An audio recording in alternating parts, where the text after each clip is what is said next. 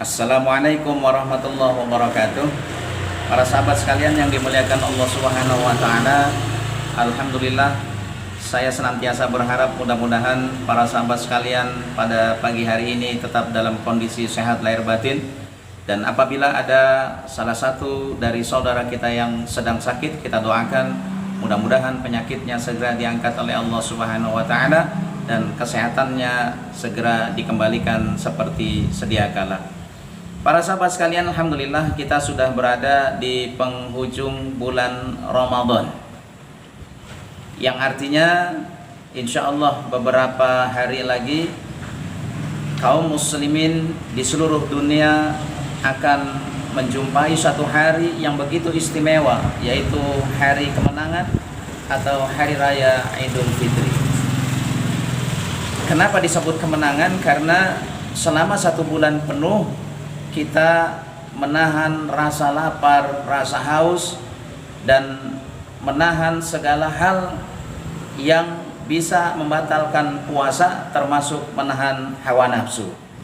Para sahabat sekalian, agar hari raya Idul Fitri kita lebih terasa istimewa dan semakin bernilai, maka ada beberapa amalan sunnah yang diajarkan oleh Rasulullah SAW ketika kita akan berangkat melaksanakan sholat hari raya Idul Fitri. Amalan apa sajakah itu? Mari kita ikuti terus video ini sampai dengan selesai.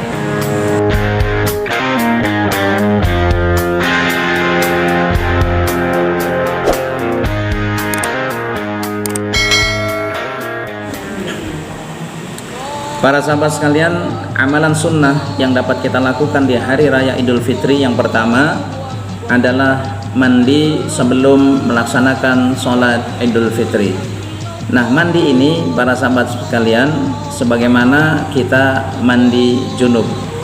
An-Nafi'i anna Abdullah ibn Umar kana yaghtasilu yaumal fitri qabla ayyadua ilal musalla.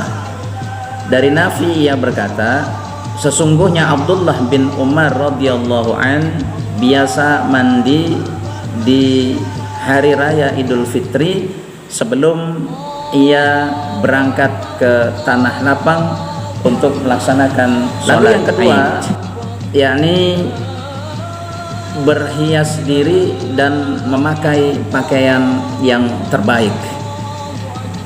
Jadi tolong dicatat ya sahabat sekalian, bukan pakaian baru, tetapi pakaian yang terbaik, sekalipun pakaian itu sudah lama ya. Kalau pakaian itu masih baik, maka pergunakan pakaian yang terbaik. Kana lin Nabi sallallahu alaihi wasallam jubbatun yalbasuha lil aidain wa yaumil jumu'ah. Adalah Nabi sallallahu alaihi wasallam memiliki jubah khusus yang beliau gunakan untuk sholat Idul Fitri dan Idul Adha dan juga sholat Jumat. Para sahabat sekalian, amalan sunnah yang ketiga yaitu makan ya, sebelum melaksanakan sholat Idul Fitri.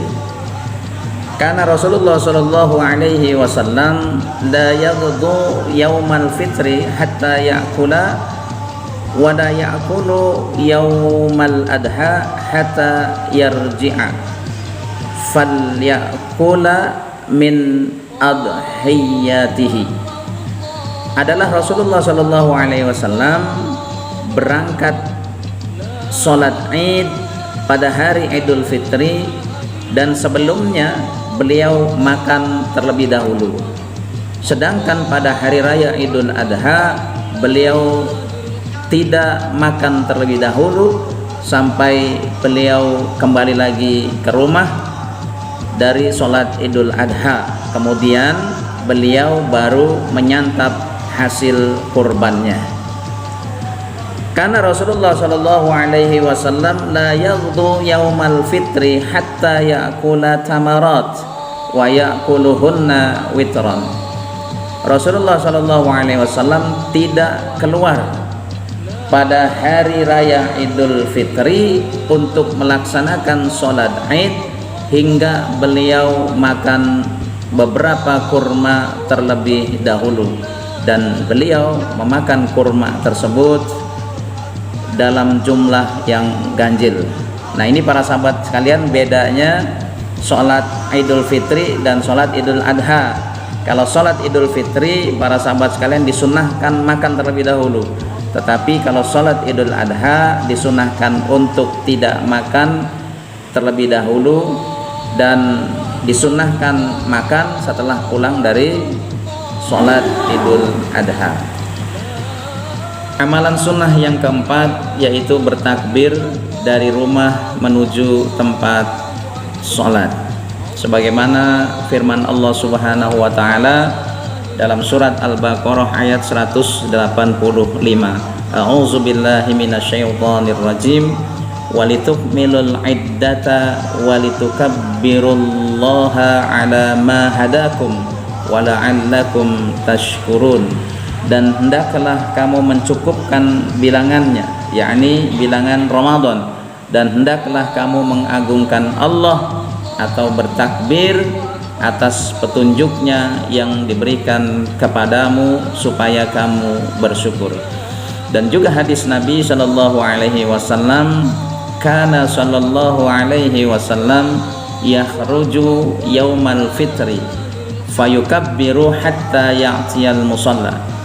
Adalah Nabi sallallahu alaihi wasallam biasa keluar hendak melaksanakan sholat pada hari raya Idul Fitri sambil bertakbir sampai beliau tiba di lapangan dan sampai sholat hendak dilaksanakan. Jadi kita disunnahkan berangkat dari rumah sampai dengan tempat sholat, dan sampai sholat akan dilaksanakan untuk bertakbir atau yang biasa kita sebut dengan takbiran. Amalan sunnah yang kelima yang dapat kita lakukan pada hari raya Idul Fitri adalah saling mengucapkan selamat, sebagaimana hadis Nabi sallallahu alaihi wasallam an Jubair bin Nufair qala kana ashabu Rasulillah sallallahu alaihi wasallam iza iltikau yaumal Id yakunu ba'duhum li ba'din taqabbalallahu minna wa minka. Dari Jubair bin Nufair, ia berkata, adalah para sahabat Rasulullah sallallahu alaihi wasallam apabila berjumpa pada hari raya Idul Fitri dan Idul Adha, maka satu sama lain saling mengucapkan taqabbalallahu minna wa minka, semoga Allah menerima amalanku dan amalan kamu. Para sahabat sekalian, dalam hadis ini ada satu doa yang diajarkan oleh Nabi Shallallahu Alaihi Wasallam, yakni taqabbalallahu minna wa minka, yaitu artinya semoga Allah menerima amalanku dan amalan kamu. Nah, ini adalah suatu harapan, suatu doa berharap agar amalan-amalan kita di bulan-bulan Ramadan yang kemarin diterima oleh Allah Subhanahu wa Ta'ala. Artinya apa para sahabat sekalian? Artinya tidak ada satupun dari kita yang bisa menjamin bahwa amalan kita akan diterima oleh Allah Subhanahu wa Ta'ala. Maka disunnahkan ketika kita bertemu, kita saling mengucapkan doa tersebut dengan harapan amalan kita di bulan Ramadan, baik yang wajib maupun yang sunnah, diterima oleh Allah Subhanahu wa Ta'ala. Dan amalan sunnah yang terakhir atau amalan sunnah yang diajarkan oleh Nabi Shallallahu Alaihi Wasallam pada hari raya Idul Fitri adalah menempuh jalan yang berlainan, baik ketika pergi ataupun pulang dari tempat sholat Idul Fitri. Sebagaimana dijelaskan oleh Rasulullah Shallallahu Alaihi Wasallam, an Jabirin qala kana Nabi sallallahu alaihi wasallam idza kana yaumu idin khalafat tariqa. Dari Jabir radhiyallahu an, ia berkata bahwa Nabi sallallahu alaihi wasallam apabila ingin pergi ke tempat sholat Id, beliau menempuh jalan yang berbeda, baik ketika pulang ataupun pergi dari tempat sholat Idul Fitri. Demikian para sahabat sekalian, amalan sunnah yang diajarkan oleh Nabi Shallallahu Alaihi Wasallam, mudah-mudahan bisa menambah nilai daripada hari Idul Fitri kita. Terima kasih. Wassalamualaikum warahmatullahi wabarakatuh.